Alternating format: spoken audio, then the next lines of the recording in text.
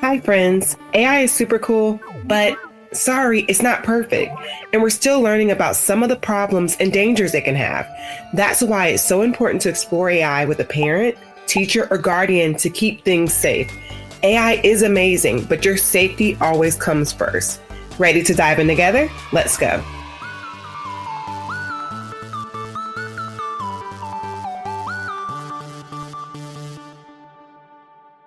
Welcome to the AI for Kids podcast, where playtime, learning, and creating collide bit by bit. Ever wonder how your phone recognizes your face? How does a game learn to get harder as you get better? This is AI. This podcast is designed for kids like you and your human parents, making the complex world of AI easy to understand and, most importantly, fun. So are you ready to unlock the mysteries of artificial intelligence? Subscribe and join us on AI for Kids. Hi, everyone. Welcome back to AI for Kids. Today, we have an incredible guest. Please welcome Nicholas Gertler, a student and AI expert from Yale University. Nicholas, can you tell us a little bit about yourself and why you love working with AI or artificial intelligence? Absolutely. Thank you so much for having me on, Amber. It's great to speak with you. So my name is Nicholas Gertler. I'm initially from Los Angeles, California, and I'm now a student at Yale University studying cognitive science, which for those who don't know, cognitive science is essentially studying the mind from a sort of multifaceted perspective. So thinking about computer science, philosophy, linguistics, psychology, anthropology, and neuroscience as well.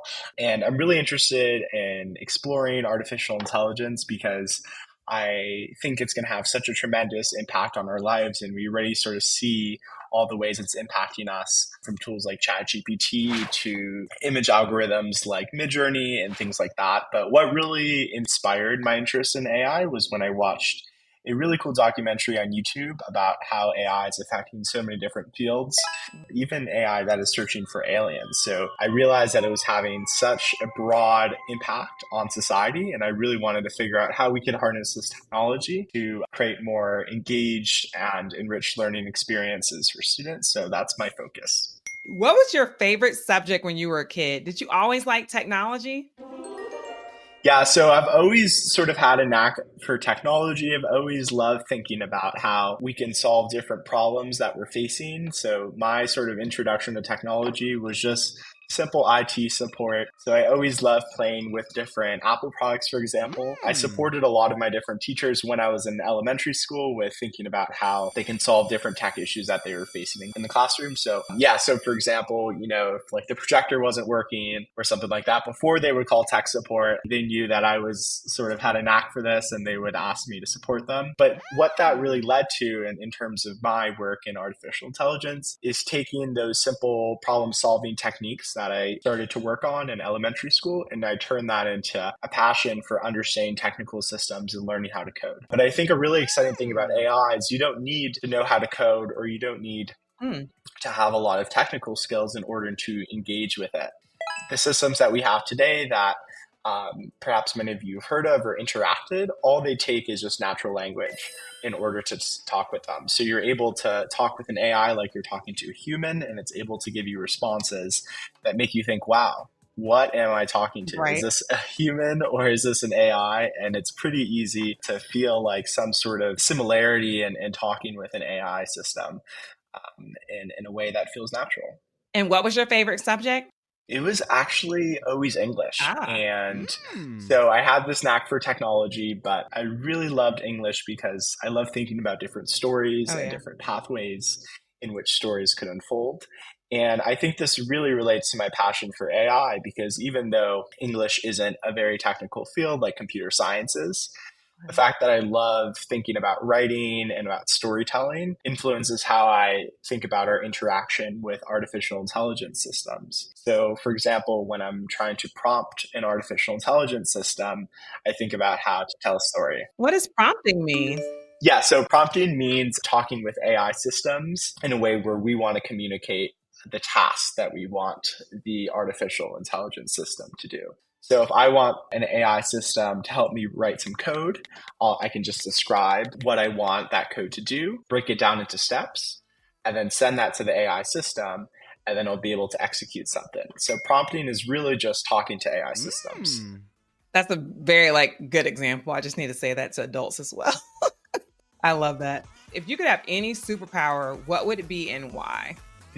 I would say, honestly, it would be the superpower to understand the brain. And I know that's not really what instantly comes to mind when even I think of superpowers, but because we're talking about... No, but I like it. Because we're talking about AI here, we're also interested in understanding what really makes us human. Yeah. How does our brain work? How do we function? And that's sort of a question that's still ongoing. There's so much more research and work that needs to be done in neuroscience. But as we build other intelligent systems, we fundamentally are also interested in understanding ourselves. So if I had the ability to understand the mind and have a good grasp of what makes us human, I feel like we can impart some of those values to then making AI systems that also share the same values that we do. And I think that's something really important. Another sort of key term that I'll raise is AI alignment. So ensuring that AI systems have the same value as human systems is something that's a really important area of research that I think a lot of people and a lot of students who are watching this may find some interest in. Oh, yeah. And I've never heard that term before. So even me, I'm learning a good amount about what it means to think about AI and humans together, how they all connect together to help us to understand AI beyond what we understand it currently is really fascinating. And I think that kind of gets into your role at Yale University. What does it mean to be Yale's AI ambassador? Yeah, absolutely. So as the AI ambassador at Yale, my core goal is essentially to work with students, faculty, and administration to think about what role we want AI to have in our classrooms and our work.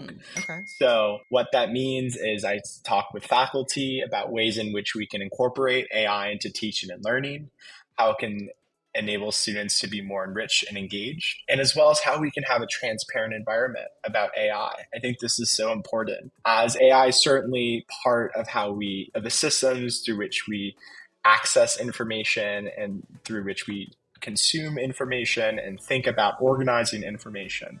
So if it's a core part of our lives now, as we see with tools like ChatGPT, how can we enable students in classrooms to use AI to help them research, or to use AI to help them brainstorm, or use AI to help them create an image that is related to the project they're presenting? So essentially, what are the ways in which we can integrate AI into education, into our classrooms in a way that supports students towards having more interesting and engaged learning experiences? How did you first get interested in AI to even know that you wanted to be an AI ambassador and to help people literally understand this thing that has been around for some time, but has really gotten a lot of popularity due to tools like ChatGPT? Yeah, absolutely. So my journey with AI started around 5 years ago. Okay. When I saw a YouTube video about AI's effect on so many different areas in the world, such as finding aliens and thinking about farming. And so it was really just an experience in which I saw that there was this big technology and it was going to have such an enormous impact on people's lives. And from there, I started learning to code in Python in order to build AI systems. And as I continued my work in the AI space, I realized I was so fascinated with thinking about how AI is going to affect society and the large scale implications that it would have beyond just developing the technology. So that's when I sort of transitioned to working more on policy and thinking a lot about these issues in a way that was about how can we ensure that humans have a lot of power and agency in deciding what our role with AI will be in the future. So I saw a huge opportunity in education after ChatGPT came out to say that this is something that a lot of students are probably going to turn to, and that it's really important that as educators, as institutions, that we equip students with the tools in order to be able to use ChatGPT in a way that helps their learning rather than replaces it. So I started working with organizations like IncoJustice, which I'm still associated with, and IncoJustice focuses on youth empowerment for AI. So we're a coalition of youth advocating for human-centered and safe AI. Our approach is that we want to ensure that youth who are most impacted by AI technology have a voice. have a seat at the table and that they are part of these decisions. So as I started exploring this space further and I got to Yale, I reached out to the administration, said would love to collaborate on this work. And they said it would be great to have student voice in this area. So I essentially collaborated with them and I'm really enjoying the role. One of the biggest things I encourage is for students to explore AI, understand what it means, and see what role and think about what role you want it to have in your community. So you created your position, sounds like, right? Yes. Okay, so how can other kids also go and be an AI ambassador? I know you're not a kid, but how can you looked at AI when you were under 18 for the first time? So how can kids who are younger become AI ambassadors? Yeah, absolutely. So I think it's important to note that if students are interested in AI, there's so many different paths in which you can take in the AI space. So you can focus more on building systems, on coding, on the technical aspects of AI. You can also focus on policy. And within these two areas, you can think about AI's role in democracy, AI's role in education, AI's role in criminal justice. There's so many different subsets of AI that students can explore, which I think is exciting because it's affecting everything. So figuring out where you want to be, where you want to play a role is really interesting to think about. But for students who are interested in becoming AI ambassadors, I would say think a lot about how you're currently using AI as a tool right now and how that's something that you could advocate for with your school. So if you're finding that you're using AI to help you learn, you can think about talking with your school administration and saying, hey, we should be able to co-create these policies around AI, not just in this particular classroom, but as a school. Get involved in that advocacy and have that conversation with administrators. And then as that conversation continues to grow, you can think about how you can play a core role in facilitating discussions between students and faculty in this work. I love the idea of meeting kids where they are and being able to go to your teacher's principal or your guidance counselor and say, hey, I have this really cool idea. I want to help ensure whenever we decide, if we're already using it or whenever we decide to use AI, we have what we need and we're part of the conversation. I love that idea. And thank you for sharing that. And one of the other cool things I like about some of the work you're doing is that you actually lead workshops to talk about a thing called AI ethics, and you try to help people learn about it. First, before we dig into it, can you explain AI ethics in a way that a kid can understand? Absolutely. So AI ethics is essentially thinking about what role artificial intelligence is going to have in society. If we think of AI as a tool that has a lot of capability and will have a lot of impact on society. So it's important to think about how that may affect the job market, what skills students will have. Will they be working with AI tools in their roles in the job market? Absolutely. They're going to be collaborating with AI and using it in a way that accelerates their work. Oh, yeah. Thinking about what role AI has on how we access different information and the ways in which that can either constrain us in getting access to information or expand the ways in which we're able to understand this information. So it's essentially thinking about what ethical and societal role that AI will have on all of us. It's just so important for us as adults to think about it, but I know it's also important for kids to think about AI ethics. Why is it important for them to learn about a topic like AI ethics and how this thing interacts with the world? Yeah, absolutely. Given that students today are the most impacted by decisions that are being made by AI, we don't just want this to be a tool that we're embracing without understanding the full effects of the technology. Mm-hmm. So if we have students who are thinking about questions like, how is AI going to affect the workforce? How is it going to affect my job? Right. How is my privacy being protected when I'm interacting with AI systems? Things like that. Thinking about the questions of not just what does the surface level technology do, but what does it mean for us?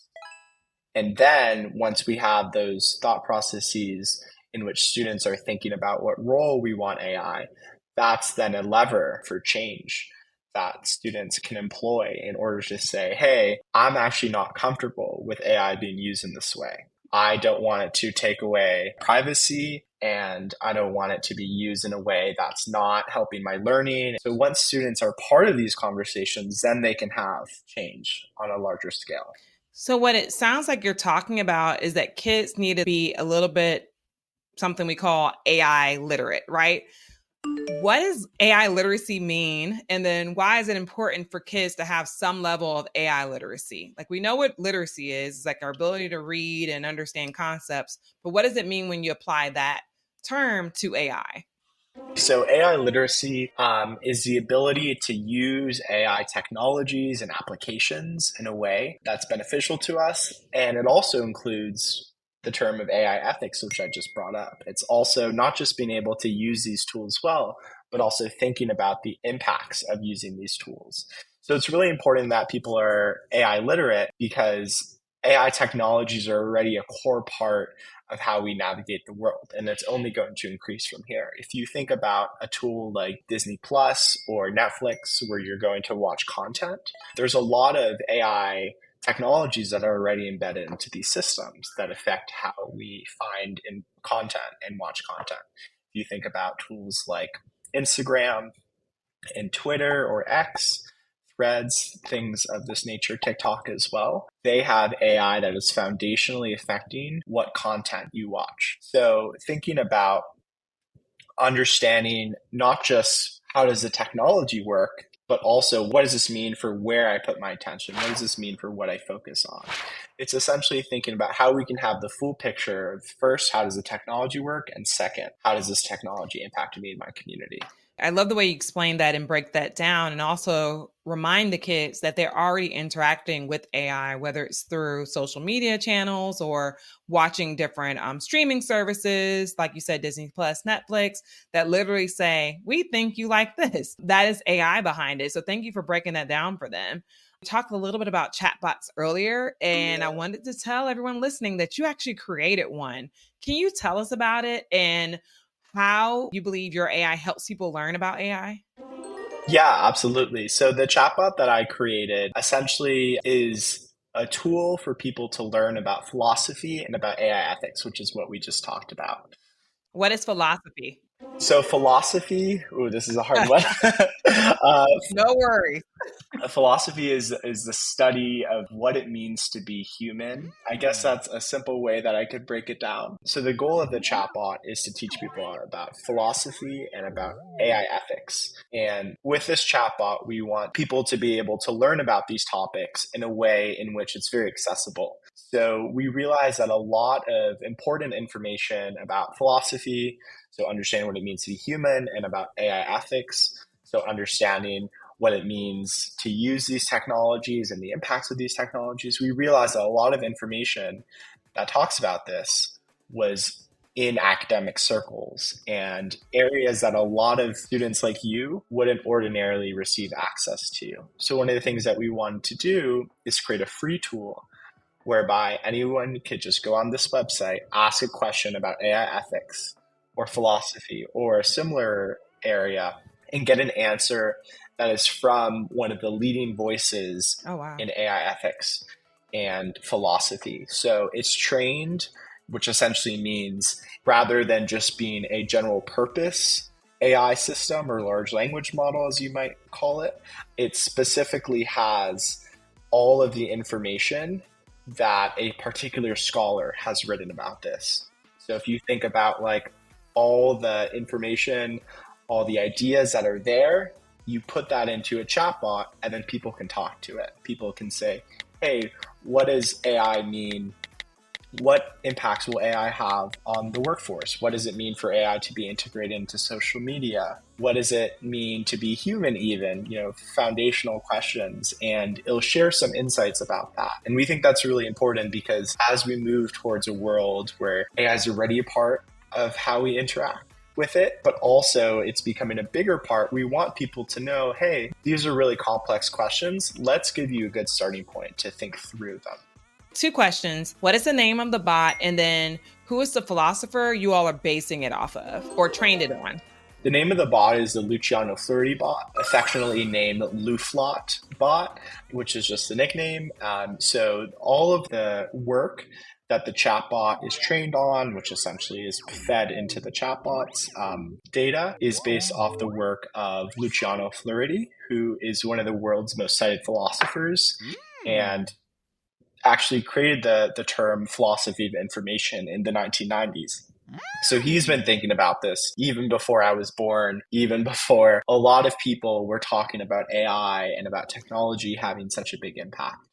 And we think it's really important with this chatbot because it shows by being able to access chatbot, you can ask questions and receive information about literature he wrote 10 years ago and about literature he wrote now. So it's really interesting as well to see how the ideas have evolved, the conversations have changed, but how ultimately they all build on each other. This tool equips you with the knowledge to be able to think through these really hard questions.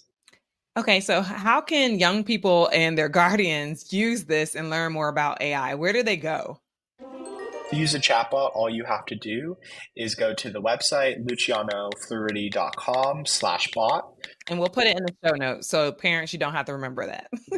Excellent. And then from there, once you go to the chatbot, it will share a little bit of information about it, how it works, what are some limitations as an AI model. We're talking about AI, and I think it's an important footnote to add here that AI has so many limitations. It's ultimately just a statistical model that's predicting the next word in the next sentence. So it doesn't really have the same understanding as humans do, which is important when we're building these systems to compare. How do we think as humans? How do AI think as humans? And they complement each other. But once students or parents access this chatbot, they're able to ask any question or generate a question using generate a question button. So if they're not really sure where to start, they can ask it one of those questions that we've prepared. And then from there, they can get an answer about whatever they're wondering about philosophy or about AI ethics. I love that you have like the place where you can say, generate a question for me for people who don't understand where to start. Because some people have never played with these chatbots and sometimes it's a little intimidating. So being able to literally do this alongside your parent or parents being able to do this and at least have it start with questions, it can help to kick off other questions that you should add or think about. So I love that you all add that in there. And we'll definitely put the website in the show notes for parents as well as their kids to check out. And I wanted to shift a little bit of the conversation, not fully, but one of the things I admired about you is that you wrote a plan to help schools use AI in teaching. And some places are banning AI, some places aren't. So like it literally is all over the board with how schools are thinking about using AI. How can AI make learning more fun and interesting for kids? I would love to hear more about the plan and how you think folks can use this thing to help our youth as they're learning about a lot of different subjects. Yeah, absolutely. So I wrote this AI and education plan in around June of 2023, so about a year ago from now. And although so much has changed in the education space, thinking about AI's role, a lot of the core principles still hold up. First, it's important that we facilitate and foster a transparent environment around AI so that people, such as students and their instructors, can have honest and open conversations about how they're using them. We don't want this to be a tool that anyone views as an adversary, but rather as a tool that we're thinking about deeply and we're thinking about, hey, can this help us learn? So as for ways in which AI is helping us learn, we think about tools like AI chatbots. Let's say you have a neuroscience exam or an anthropology exam or any subject, math, English, history. What you can do is you can put your notes into the AI system and say, hey, could you generate some practice questions for me about this? Good point. So if I'm studying US history and I just put my lecture notes, then it can give me some ways in which I can answer questions about US history, whether that's multiple choice or free response. And it can also help you think through different issues. So if you want to brainstorm about a particular topic, you're feeling stuck, it can help you just begin and kickstart those ideas. And it can also give you feedback on your work. So let's say you write a really interesting paragraph and you want to think about how you can make the paragraph better. You could say, ask the AI, how can I make this paragraph better? What are the strengths or the weaknesses? And then from there, it'll be able to share with you, oh, maybe you want to rethink this sentence. Maybe you want to make it more clear. So there are, of course, many limitations with AI and learning, but I think it's important to I think it's important to highlight the ways in which it can help people actually learn rather than do the learning for them. I think a lot of people are nervous about it doing the learning for them as to why some schools have banned it and why some teachers aren't inviting it into the classroom. But I love your approach of humans and AI together. The things that humans do a great job that AI are probably never going to be able to recreate unless it gets to another level of AGI or AI that we don't want to talk about today. But I really want folks to keep the creativity, keep the things that matter to us, and think about this as another tool that they layer on to help them be able to do the things they really want to do.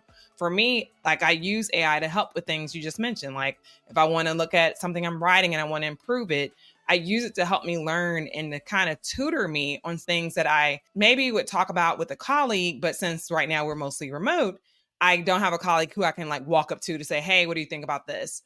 Now I can literally just say to the AI, hey, what do you think about this? How should I improve this? Did I miss anything? How else should I approach it? And I think having that approach, like you said, and making it a learning environment where we're working together makes it a totally different story, for sure.